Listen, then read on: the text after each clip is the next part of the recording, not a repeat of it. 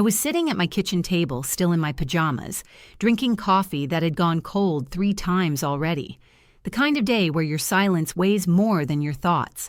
I just lost my job the day before, laid off after 7 years of working double shifts, weekends, holidays, no warning, just a box of my things and a rehearsed line from HR. It's not personal, it's business. I'd spent the night before staring at the ceiling, wondering how the hell I'd fix everything.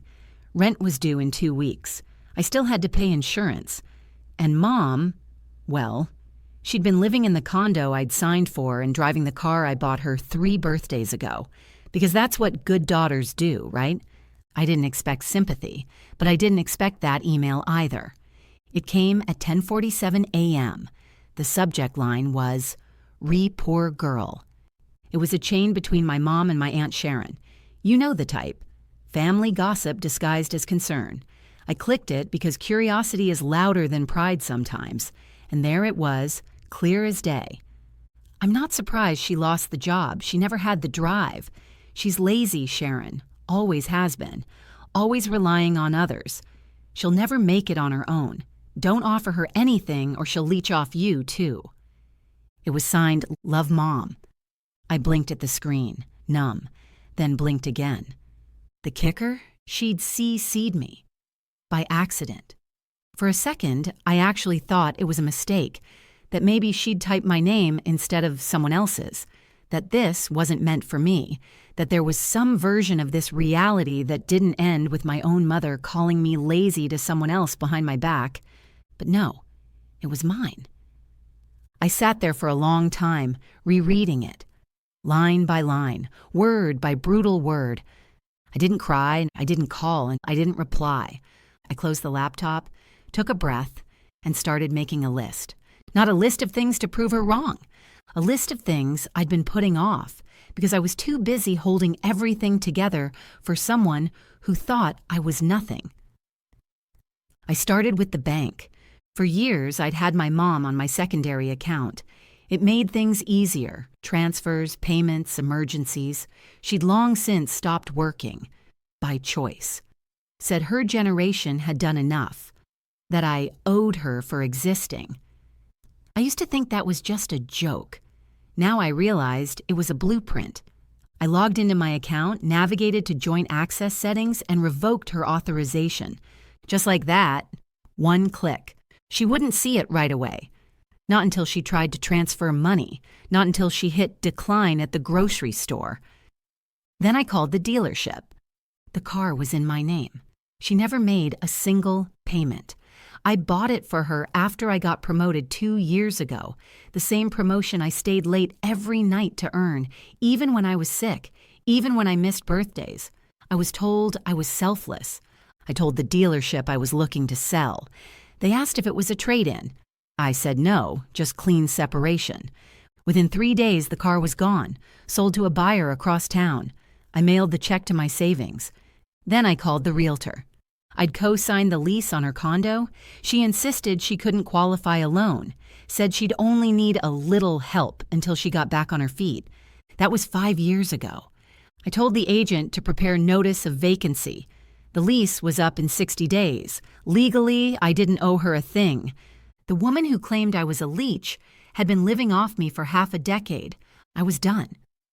I spent the next 2 weeks donating, downsizing, packing. I didn't tell her. I didn't announce it in a dramatic speech. There was no need. She had said her truth. Now I was living mine. I cashed in my PTO, what little severance I had, and booked a one-way U-Haul. The destination? North Carolina. I'd always wanted to live there. Somewhere coastal, quieter, more mine. But I'd stayed in our hometown because it was easier for Mom. Because she needed help with the car, the rent, the little things. Because she guilted me with lines like, what kind of daughter leaves her mother behind? Now I had the answer. The kind who finally reads the email meant for someone else and realizes it was never about love.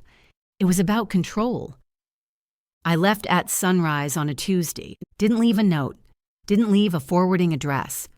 Just took back everything I'd earned and drove toward a life that was finally mine. Somewhere between state lines, my phone rang. Mom. I didn't answer. Not yet. Let her wonder. Let her taste the silence she once thought I was too weak to create. Because the moment I crossed that border, I wasn't her puppet anymore. I was free. And this story, it's only getting started. I was halfway through unpacking my boxes in my new apartment when my phone buzzed again. Mom, 3 missed calls. Then 1 voicemail. I didn't listen. Not because I didn't care, but because I already knew what it would say. I could practically script it. Something's wrong with the card. Can you check the bank? It must be a mistake. I have groceries in the cart. That's how it always started. Subtle manipulation cloaked in confusion. But I wasn't in that chapter of my life anymore. I took a deep breath and looked around the room. It wasn't big, it wasn't fancy. Just a small 1-bedroom walk-up in a town I'd never lived in before. But it was mine. Every bill in my name. Every wall a fresh start. I bought cheap curtains, mismatched dishes, and a thrift store couch that creaked every time I sat down. But the silence? The peace? It was priceless. 3 days passed before she tried again. This time from a different number. I answered, not realizing it was her. Hello? Where the hell have you been? She snapped. I froze, not because of fear, but from how quickly she jumped straight into anger. No hi, no concern, no apology, just control. You closed the account. What is this? Why would you do that? I didn't raise my voice. I didn't flinch. I saw the email. There was a pause, a long one. Then she sighed.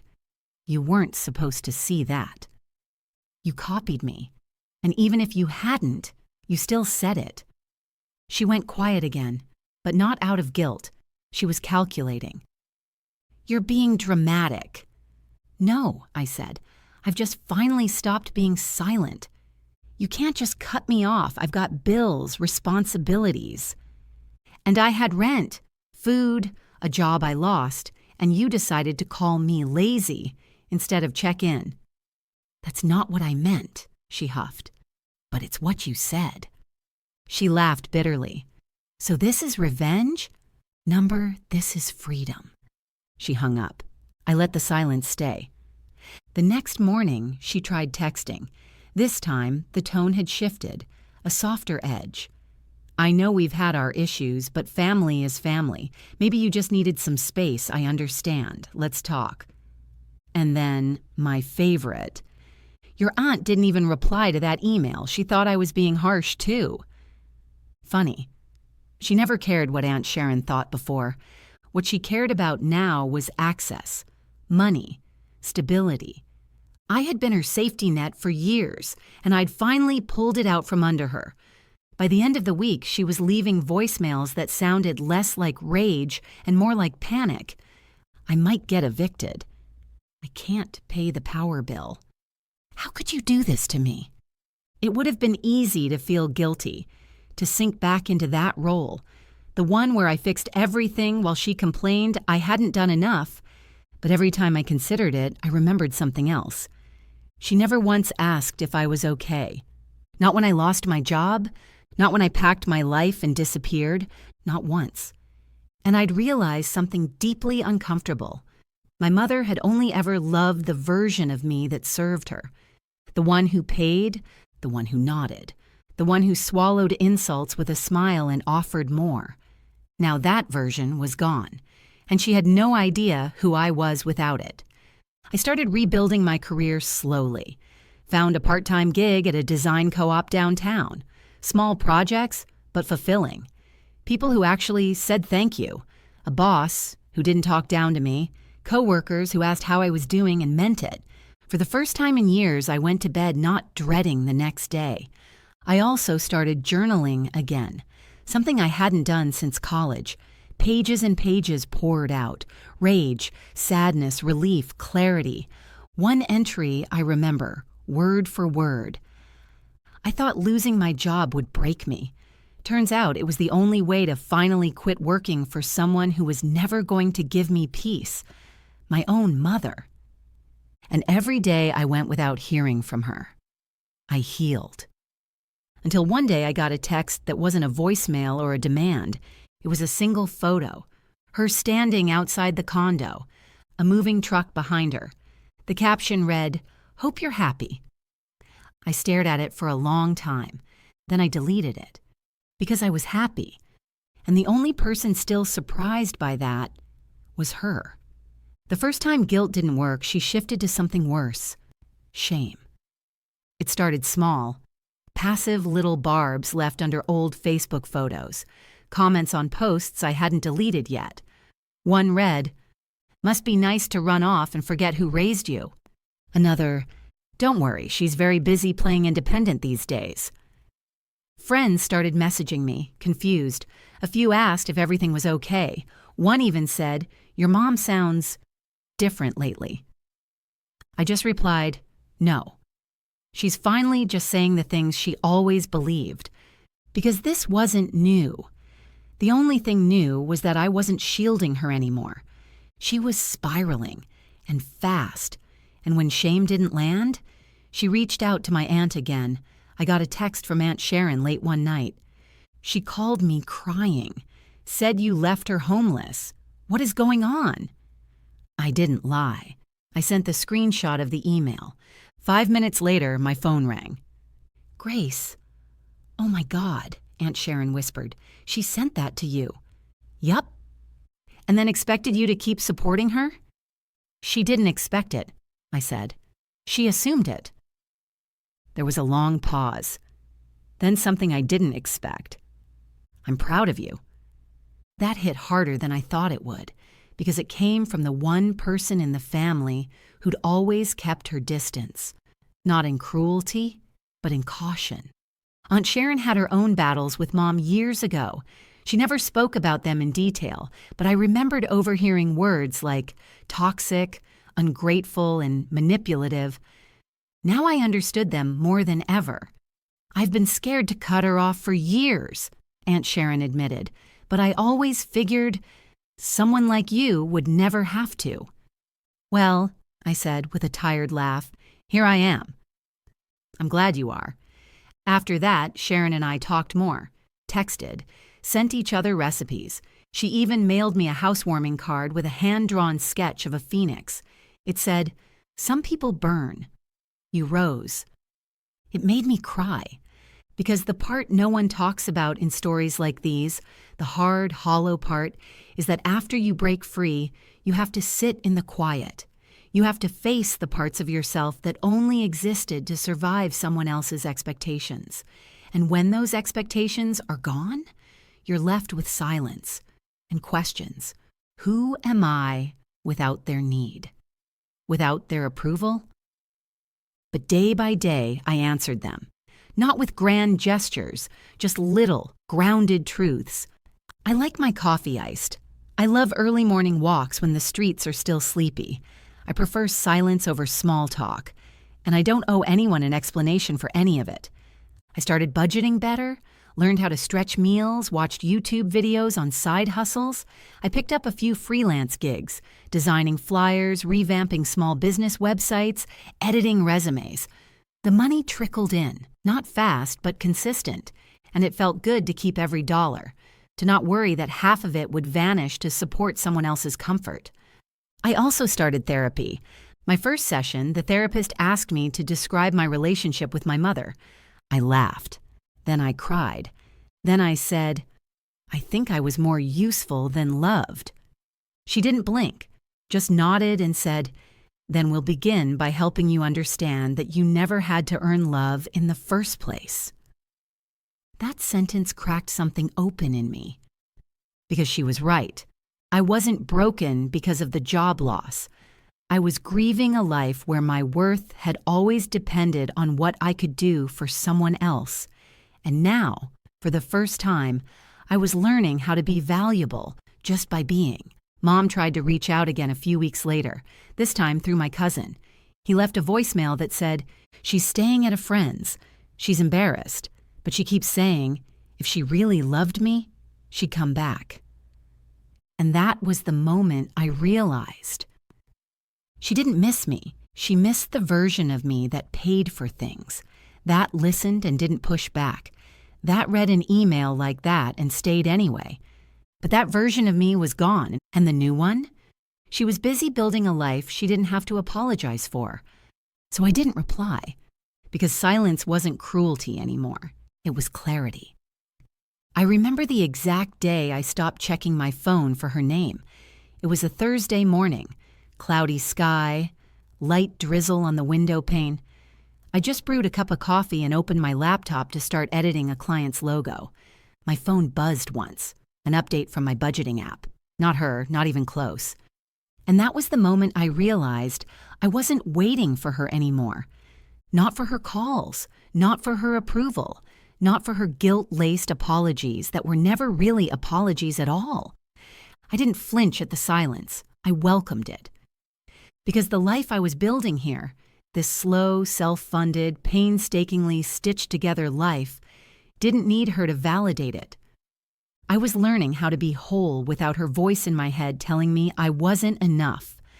The freelance work started picking up. A local bakery hired me to redo their entire website. The owner, Karen, was in her 50s, a kind soul with a loud laugh and zero patience for nonsense. She'd heard about my situation, small towns always talk, and one day, while we were reviewing product photos, she said something that stopped me cold. You don't owe anyone a damn thing for surviving them. It was like she'd looked inside me and seen the knot of guilt still hiding there. I didn't respond right away, just nodded. Later that night, I wrote those words on a sticky note and put them on my bathroom mirror. I read them every morning for the next 6 weeks. Meanwhile, Mom kept trying. The messages weren't direct anymore. She knew better than that. She started going through other relatives. My cousin Stephanie texted me one evening. She wants to know where you are. She says she's worried. Worried? She wasn't worried when she called me lazy. She wasn't worried when she told another woman not to help me. She was worried now because her lifeline was gone. And I wasn't rushing to throw her a new one. One afternoon, Aunt Sharon called to check in. We talked about the usual things, weather, recipes, life, and then she told me something that made my stomach twist and settle at the same time. She's telling people you abandoned her, Sharon said softly, that you just snapped and vanished. I took a long breath. Let her, I replied. If the only version of the story she can live with is one where I'm the villain, let her have it. Sharon was quiet for a second, then said, That's the bravest thing I've ever heard. But it didn't feel brave. It felt necessary. See, I wasn't trying to rewrite the past. I wasn't interested in changing her mind or winning some invisible war. I was finally just walking away from a game I never agreed to play. I joined a local co-working group downtown, started networking, built a small but steady client base. I applied for a business grant designed for women starting over after layoffs and abuse. The application asked for a personal statement, and I wrote one that made me cry at 2 a.m. I didn't soften the truth. I told them about the email, the financial leeching, the emotional manipulation dressed up as motherhood. I told them how I packed a truck, drove away, and decided to stop proving myself to someone who never saw me in the first place. I submitted it and braced myself for rejection. 2 weeks later, I got the email. I'd been approved, $10,000 towards starting my own full-time creative agency. The day the money landed in my account, I didn't celebrate with champagne or some flashy Instagram post. I sat at my tiny kitchen table, stared at the screen, and let out the kind of breath you don't realize you've been holding your whole life. This wasn't about revenge. This was about reclamation, about rewriting the narrative that said I was only as good as the people I served. I started building the business, brick by digital brick, designed my own website, created brand packages, pitched myself without apology. People started calling me boss, and for the first time, the word didn't feel ironic or heavy. It felt like home. And you know what? I didn't think about her much anymore. Not when I designed, not when I walked downtown for groceries, not when I stayed up late sketching brand kits or budgeting ad spend. because the life I was living didn't orbit around her approval anymore. It revolved around my own power. And every day I woke up in that rented apartment, still a little broke but a whole lot free, I whispered the same thing to myself. You didn't lose a mother. You shed a master, and what came after was entirely mine. It wasn't planned. It wasn't dramatic. It was a quiet Tuesday at the farmer's market, of all places.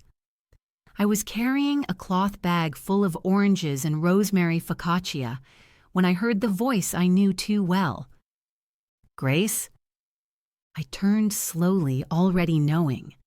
There she stood, hair still dyed too dark, same handbag I'd bought her years ago, a face that used to look like power now looked like paper, creased at the edges, crumbling beneath the weight of not being believed anymore. Wow, she said, blinking, scanning me from head to toe like I was an artifact. I didn't say anything. She stepped closer. I didn't think I'd ever see you again. I shrugged. Most people don't expect to see what they threw away. Her eyes flashed just for a second, but she was too desperate to lash out. She smiled, tight and trembling. I didn't throw you away. No, I said. You just copied me on the proof that you never respected me, and then asked for rent money. The air between us thinned. She took a shallow breath. I've been struggling. I waited. She didn't go on. No apology, no acknowledgement. Just those 3 words, laced with meaning, designed to make me feel like the villain. I'm sorry to hear that, I said, and I meant it. I wasn't cruel, I just wasn't a doormat anymore. I had to move into a friend's garage, she added, eyes searching mine. I nodded. Still better than calling your daughter lazy after she lost her job. She blinked fast. Then came the moment, the one I'd been warned about by therapists, books, and strong women I'd met in support groups. The moment where they don't apologize, where they twist. I didn't mean it like that, she muttered. You always take things so personally. And there it was, the gaslight. I laughed softly, not from joy, but from the tragic predictability of it. Of course, I said, because nothing is ever your fault. She stiffened. I adjusted the bag on my shoulder. I'm doing okay, I told her flatly. Better than okay, actually. I started my own business, got a grant, working with clients who treat me with respect, real respect, not the kind that disappears when I stop paying for your car. Her mouth opened slightly, but I kept going. I'm not here to hurt you. I'm not here to shame you. I'm just here, living my life. And you're not part of it anymore. That's not punishment. That's consequence. She took a step back like I'd slapped her. Then she whispered something I'd been waiting for. I miss you. And I believed her. Not because she missed me, but because she missed access to me. Missed the money, the emotional labor, the guaranteed support. The daughter who would drive through traffic with groceries while being called ungrateful in the same breath. I met her eyes. I don't miss you. The words didn't come out harsh. They came out clean, like something I'd been waiting my whole life to say, like the final note in a long, unfinished song. She didn't cry. She didn't scream. She just stood there, still trying to find the switch in me she used to flip so easily. But that switch was gone. I turned, walked away, and didn't look back. Not once. I didn't feel triumphant. I felt steady. Because walking away from her in that market wasn't a scene, it was a statement. I survived you, and I'm still standing, still thriving, still mine. Later that night, I told Aunt Sharon. She sighed into the phone and said, "You handled that better than I ever could have." And I realized something else. My story was no longer about what she did to me. It was about what I did next. And the next chapter was about to be the best one yet. A week after the market incident, she tried calling again. This time I blocked her. Not out of spite, but because the conversation was over. There was nothing left to explain. I had set my boundary in person, and she'd heard it. Whether she wanted to accept it or not was no longer my burden to carry.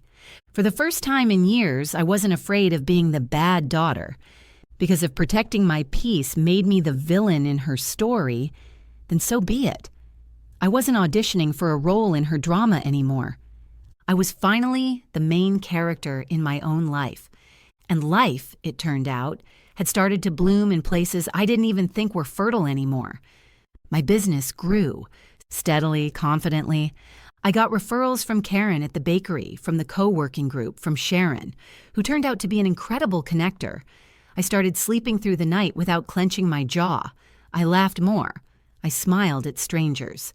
I had energy again. You don't realize how exhausted you are until you stop carrying someone else's entire emotional survival on your back. I didn't need big wins to feel successful. My victories were in the little things. Buying my first brand new couch. Seeing my name on a client testimonial that said, "She gave us back our vision." Saying no without guilt. Going to the doctor without hiding how anxious I really was. Telling a man on a dating app, "I'm not interested," and not apologizing after. I was learning how to live without shrinking. And the best part? No one was using my kindness as a resource to drain anymore. A few months later, I got a letter. Real paper, real ink, no return address. But I knew the handwriting immediately. I almost didn't open it, almost tossed it in the shredder out of principle. But something in me said, read it. Not to respond, just to confirm what I already knew. It started like this. "Grace, I don't know how we got here. I really don't. Maybe I was harsh. Maybe I was scared. You know, I've always been hard on people I love. I expected more from you because I believed in you. And if I said things that hurt you, well, I was hurting too. A deflection. A dance around the word sorry without ever touching it." She continued, "I never thought you'd leave me like that. After all I did, after everything I gave up for you growing up, you were always emotional, sensitive, but you had a good heart. That's what I miss the most, the girl who cared. I hope she comes back one day." There it was. The final manipulation. A letter meant to guilt me back into the cage, disguised as concern, dressed in motherly nostalgia. But I wasn't the girl she missed. Because the girl she was talking about, she never really existed. The one who cared was the one who sacrificed herself to keep peace, who swallowed disrespect to be labeled good, who paid bills, co-signed loans, bought cars, just to avoid being called ungrateful. The woman I was now, she cared deeply, but not at the expense of her dignity. I folded the letter, put it back in the envelope, and tucked it away, not because I needed to revisit it, but because it reminded me of something powerful. That chapter was closed, and I had the pen now. Months rolled into a year.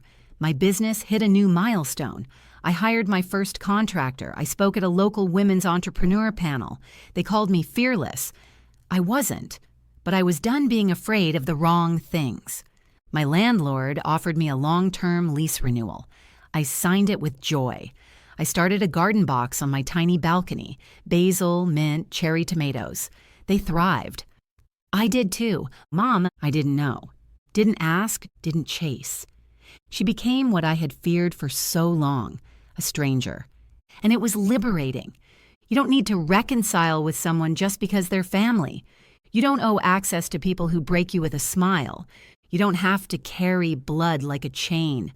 Family is supposed to be a foundation, not a fracture. And when you realize yours is the latter, you build your own. And you build it strong, without shame, without apology, without them. The phone call came nearly a year and a half after I'd last seen her. Unknown number. I usually let those go to voicemail, but something in me, curious, maybe nostalgic, clicked. Answer. "Hello?" At first, all I heard was breath, then a broken whisper. "Grace?" I recognized her voice instantly, older, worn, like someone who hadn't been heard in a while. I didn't speak. I waited. Then she cracked. "I'm sorry." she said, her voice trembling like a frayed string. I didn't know who else to call. I sat down on the edge of my bed, not panicked, not moved to action, just still. What's going on? I asked calmly. She took a shaky breath. I'm in trouble. I need help. The last time she said those words, I emptied my savings account for her rent. The time before that, I missed a job interview driving across town to bail her out of a car loan payment. This time, I listened. She went on. Something about a failed living situation, a friend who turned on her, a lost job cleaning offices. The details changed, but the rhythm was the same. She had made a mess. She needed saving, and she'd run out of options. I called Sharon, she said. She told me to call you. She said you were strong now. I almost smiled. She meant it as an insult. I took it as the truth. I said nothing. Let her sit in the pause. Then she said the one thing I never expected. I was wrong about you. My breath hitched. I always thought you needed me, but you didn't. You were the one holding it all together. I see that now, and I'm sorry I never told you. It wasn't a full apology, but it was the closest she'd ever come. And yet, I didn't feel relief. I felt sadness, not for me, for her. Because in that moment, I realized she wasn't trying to change. She was trying to survive, like always, reaching for the only branch she hadn't burned yet, and I wasn't that branch anymore. Mom, I said quietly, I don't hate you. She inhaled sharply. But I'm not the person you can call anymore. Why? She whispered. I'm your mother. No, I said. You were the woman who gave birth to me. But mothers protect. They support. They don't tear you down and then expect applause when they offer half an apology. But I'm alone. I was alone too. You just didn't notice. She started crying. Real sobs. And I let them come. I didn't rush to fix it. I didn't offer comfort, because her pain wasn't mine to carry anymore. Finally, she choked out, You're really not coming back? No, I said, firm and soft all at once. I already built something better, and I didn't need your permission to do it. A long silence followed. Then she hung up. No goodbye, no closure, just an ending. And I was okay with that. I sat for a while after, staring out my window at the evening sky turning gold. A humming peace buzzed in my chest. I had feared that call for years, imagined it in every way, rage, guilt, panic, regret. But when it finally came, I didn't flinch. I didn't fold. I didn't go back. Because the truth is, sometimes the most powerful form of healing is not returning to what broke you. Not to explain, not to correct the story, just to walk forward, head high, shoulders light, soul intact. That night, I wrote a final journal entry in the worn notebook I started the day I left. I didn't save her. I saved myself. And that was enough. More than enough. And as I closed the journal, I whispered what had become my mantra through all of it. I wasn't her daughter anymore. I was mine. And I was proud of who I had become. I wish I could say there was a perfect ending, that my mother found her way, sought therapy, showed up one day with real remorse and an honest heart. But real life doesn't always give you cinematic redemption. Sometimes the people who broke you stay broken. And the miracle is not that they change. The miracle is that you do.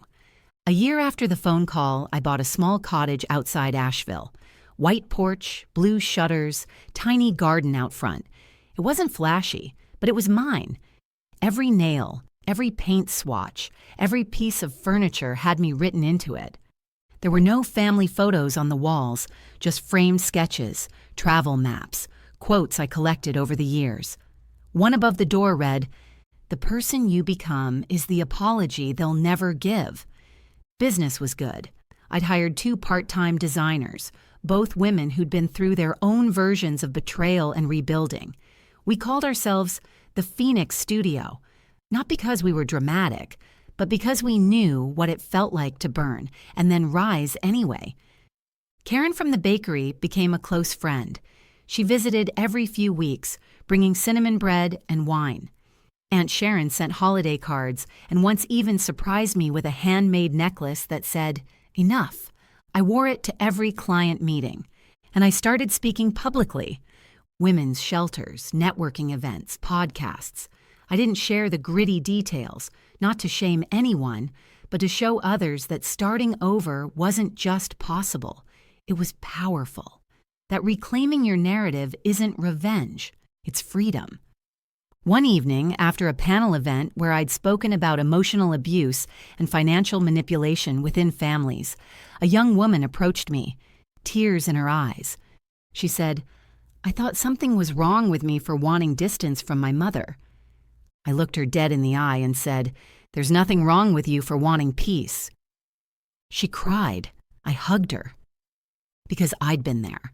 And because silence from someone toxic can be terrifying, until you learn it's actually the sound of healing. People often asked if I missed her. I always answered the same way. I miss the version of her I needed and never had.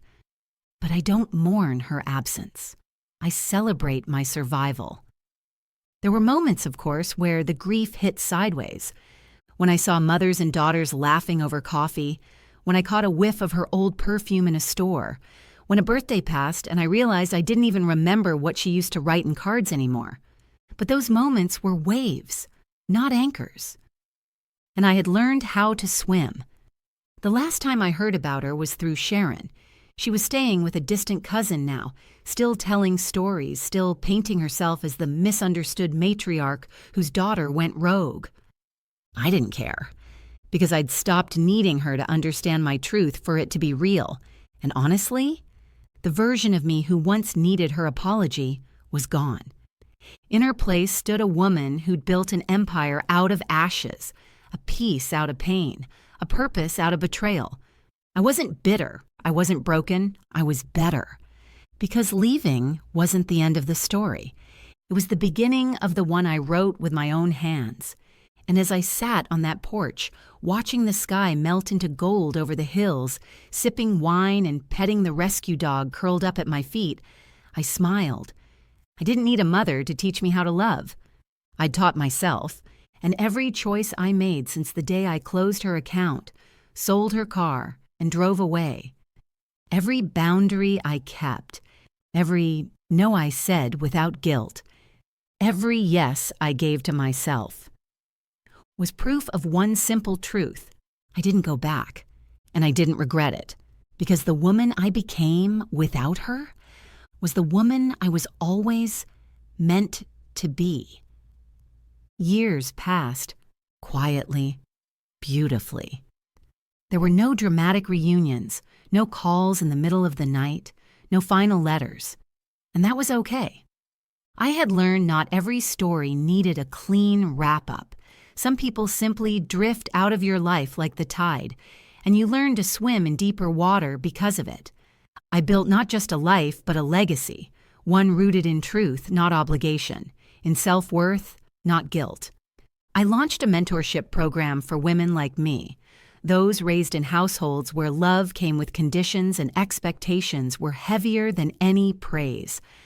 I called it the Redefinition Project, because that's what we all had to do, redefine what family meant, what success meant, what we meant. And for every woman who sat across from me on Zoom or in a cafe and whispered, "I thought I was the only one," I held her hand, metaphorically or not, and said, "You're not. And you're not crazy for walking away, you're courageous." There were moments I still felt her shadow, like when I stood in front of an audience of businesswomen being honored with a local award, Woman of the Year, Rising from Ruins, and the host read a line from my nomination letter. She lost everything she thought made her strong and then built something stronger. I stood at the mic in a silk blazer I bought with my own money in shoes I never had to apologize for, and looked out at the crowd. And for just a second, I thought about whether she would have been proud.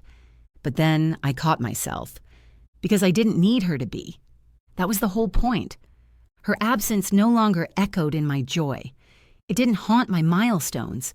It wasn't the invisible hand tugging at my shoulder anymore. She wasn't the measure.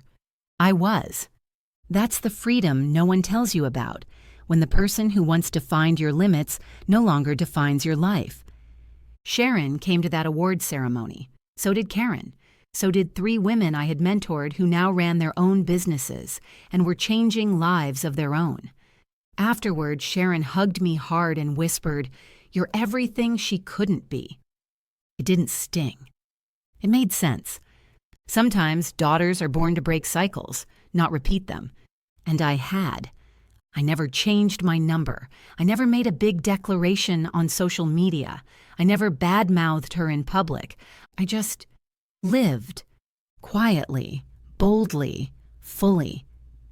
Every time I watered my plants, signed a new client, mentored a woman through her own storm, I knew I was writing a different kind of inheritance, not of debt, not of silence, but of freedom, and that was enough. I didn't need a gravestone to mark the end of that chapter. I had a life, a real one, built with my own hands, paid for with the currency of boundaries, hard lessons, and relentless self-respect. And for the first time in my life, I knew exactly what I would say if someone ever asked me about her. I'd smile softly, tilt my head, and say, "She was the beginning of my story, but I wrote the rest without her." It was early spring the last time I heard her name. A message from a distant cousin on Facebook, someone I hadn't spoken to in over a decade. "Your mom isn't doing well. She's in a care facility now. Alone. She asks about you sometimes." I stared at the screen for a long time, not because I was tempted, but because I wasn't. There was no rush of guilt, no flicker of longing, no cinematic moment where I imagined myself walking into a sterile hallway, placing my hand on hers, and offering forgiveness in soft lighting. None of that. What I felt was distance. The kind of distance you earn. The kind you carve with effort. The kind that saves you. I didn't reply. I didn't tell anyone. Instead, I closed my laptop and went outside. The cherry trees were blooming again. My garden had just started to wake up after winter, tiny green shoots peeking through dark soil. My rescue dog, Scout, rolled onto his back in the grass like life had never hurt him. I knelt beside the planter box and ran my fingers through the earth, and I thought, this is it. This is peace. Not the fake kind wrapped in family photos and brittle traditions, but the kind that comes when you finally understand. Some stories don't need sequels. Some doors don't need to be reopened. Some people don't belong in your future, even if they shaped your past. The younger version of me, jobless, sobbing in a parking lot, heart crushed by a woman who called me lazy with the same mouth that once kissed my forehead, she wouldn't have believed this life was possible. But here I was, alive, thriving, unbothered, and most importantly, unhooked. Because healing isn't loud. It isn't dramatic. It doesn't always come with applause or grand closure.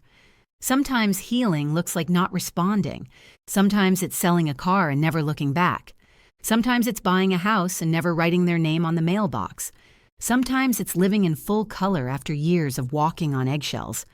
That night, I opened a bottle of wine and sat on my porch with Scout curled at my feet. I wrote a letter in my journal, not to her, but to the girl I used to be. You were never lazy. You were never weak. You were simply too good at holding pain for people who refused to hold you back. You broke the pattern. You said no. You walked away. And you built a life they never believed you could. That's not rebellion. That's resilience. And I am so proud of you. As the sun dipped behind the trees, the sky turned every shade of fire and gold. And for the first time, I didn't just feel healed. I felt whole. Because she could ask about me every day until her last breath. But I would never go back. Not out of hate, but out of love. For the woman I became when I finally said enough and meant it. There's a myth we tell ourselves that to be good daughters, we must be endlessly forgiving. That love means sacrifice, even when it drains us. That family means loyalty, even when it's a cage. That respect must be earned, but given freely to those who share our blood. I used to believe all of that, until I saw what it cost me. I didn't walk away from my mother to punish her. I didn't cut her off to be cold or ungrateful. I did it to survive, to breathe, to unlearn every lie that had been stitched into my spine since childhood. Lies like, "You're too emotional. You should be thankful. You're nothing without us. You owe me everything I did for you. You'll come crawling back." But I never did. And I never looked back. Because the girl who once bent herself into knots for love was gone. And in her place stood a woman with boundaries, with clarity, with the audacity to protect her joy like her life depended on it, because it did. People often ask me, "Do you think she ever really loved you?" And I've stopped trying to answer that. Love that wounds you isn't love. It's control. It's fear. It's projection dressed up as protection. Maybe she did love me, in the only way she knew how, but that kind of love came with splinters, and I finally stopped bleeding for it. I started giving that love to myself instead. Slowly, deliberately, through long walks and soft music, through therapy, through saying no without guilt and yes without fear, through removing people who only came around when they needed something, through trusting that I didn't need to justify peace. And you know what happened? My world didn't fall apart. It got quieter, cleaner, better. And one day, I woke up and realized I didn't dread birthdays anymore. I didn't shrink when people asked about my family. I didn't feel like a fraud for feeling free. I was allowed to live like this. One spring morning, I got a letter in the mail. Not from her, from a former client, a woman who had walked away from her own toxic family after hearing me speak. She wrote, "You gave me permission to choose myself. Thank you for showing me that walking away isn't quitting. It's coming home." I cried when I read it, not because I was sad, because that was the legacy I wanted. Not to be a perfect daughter, but to be an example of what happens when a woman finally writes her own rules. So no, I didn't call her back. I didn't visit her care facility. I didn't send flowers on Mother's Day. I planted them instead, right outside my window where I could see them bloom, bright and unapologetic.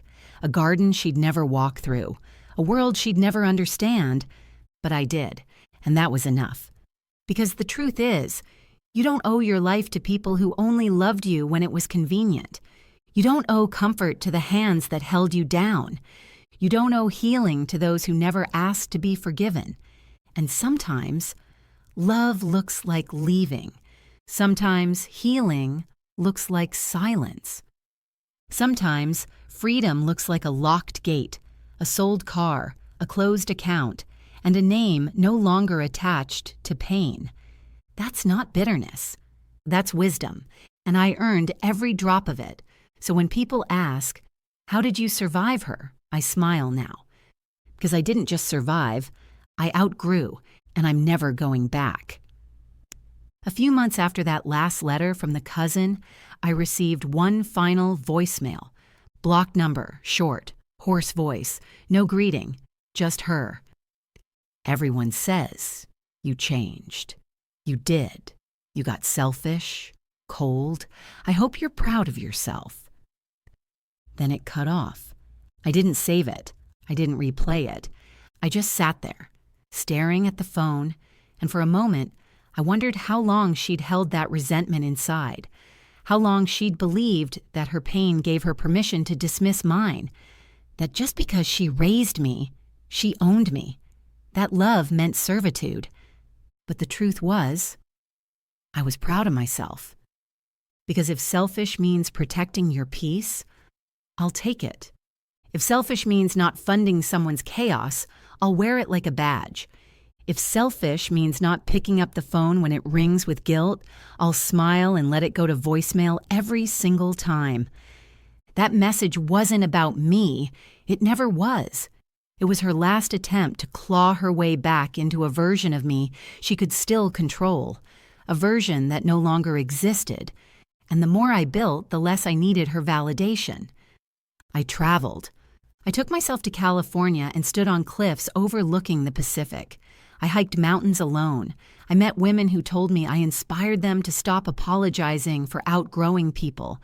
I cried happy tears in hotel rooms I paid for myself, drank wine I didn't need permission to buy, and danced in kitchens without fear of being called too much.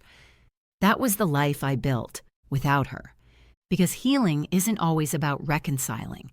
Sometimes it's about realizing that survival is loud enough, that starting over is a full sentence, that peace is not owed, it's earned, again and again, every time you say, no more. One night, I was sitting by the fire pit behind my house, wrapped in a blanket, my dog Scout snoring at my feet, and a thought crossed my mind, an old one. What if I'd stayed? And in that second, I saw it. Me still answering every guilt-ridden call. Still transferring money while being called ungrateful. Still sitting at family dinners, swallowing jabs dressed up as jokes. Still trying to prove my worth to someone who saw me as a wallet with legs. That woman, she would have withered. The version of me now. She doesn't flinch. She doesn't chase. She doesn't ask for permission to be whole. She is. People from my old life drifted away naturally. The ones who believed her story. The ones who said, but she's your mother. They stopped calling too, and I didn't miss them. Because the truth is, I didn't need a tribe that glorified suffering and called it loyalty. I needed a tribe that clapped for boundaries, that understood walking away from family isn't a failure. It's an act of radical survival. And that's the life I found. One woman messaged me recently and said, I wish I had your courage. I replied simply, you already do. You're just not using it yet. Because courage isn't a lightning bolt. It's a decision. One day, one step, one door you don't reopen. And when I think of that email, the one she accidentally CC'd me on, the one that called me lazy, the one that sparked it all, I realize something. That moment didn't destroy me, and it freed me. It was the truth I needed to stop romanticizing someone who never truly saw me. It was the crack where the light got in. So no, I didn't reply. I closed the joint account, sold the car I bought her, packed my life into boxes and left the state. And in doing so, I didn't just walk away from her. I walked toward me, the real me. And she's not selfish. She's free. There was no last goodbye, no letter in the mail, no funeral invite with my name printed on it. When she passed, I found out through Sharon, calmly, over tea. She's gone, she said gently. No will, no service, just gone. I felt nothing, not because I was cold, but because I had already grieved her, years before. The day I read that email, the day I closed her account, the day I sold her car, the day I realized I'd spent most of my life trying to earn the love of someone who weaponized it. That's when the grieving ended. Everything after that was healing. Still, I did something I never told anyone. I went to her old neighborhood, not out of guilt, not to visit, but to stand on the street one last time. The sidewalk where I'd scraped my knees as a kid. The porch where she once stood and told me to stop being dramatic after I cried about losing a job. It all looked smaller now, worn, faded. I didn't knock. I just stood there for a few quiet minutes and whispered something I needed to say. I forgive you, but I still don't want you back. Then I turned around, and that was the last time I ever looked over my shoulder. Today, I live differently. I laugh louder. I don't justify my happiness. I trust my own instincts without needing approval. And the biggest change? I don't apologize for who I've become. I no longer shrink to fit rooms that echo with obligation.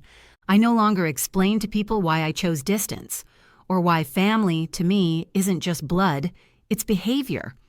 I teach women the same lesson I carved out with every hard decision. You can love someone and still walk away. You can forgive someone and never let them back in. You can protect your peace, no matter who it offends. The world didn't end because I said enough. It began. My garden still blooms every spring. Scout still runs laps around the yard. Sharon still sends ridiculous holiday sweaters. My life is full, not in the performative way, but in the real way, with depth, with stillness, with choice. And if anyone ever asks me for the short version of this story, the one-line summary of what really happened, I tell them this. She called me lazy after I lost my job, so I lost her instead and found myself. And I've never looked back, because the best revenge is not spite. It's peace. It's healing. It's waking up every day and choosing a life that doesn't require explanation or permission. And that's the legacy I'll leave. A legacy not of what was done to me, but of what I did after.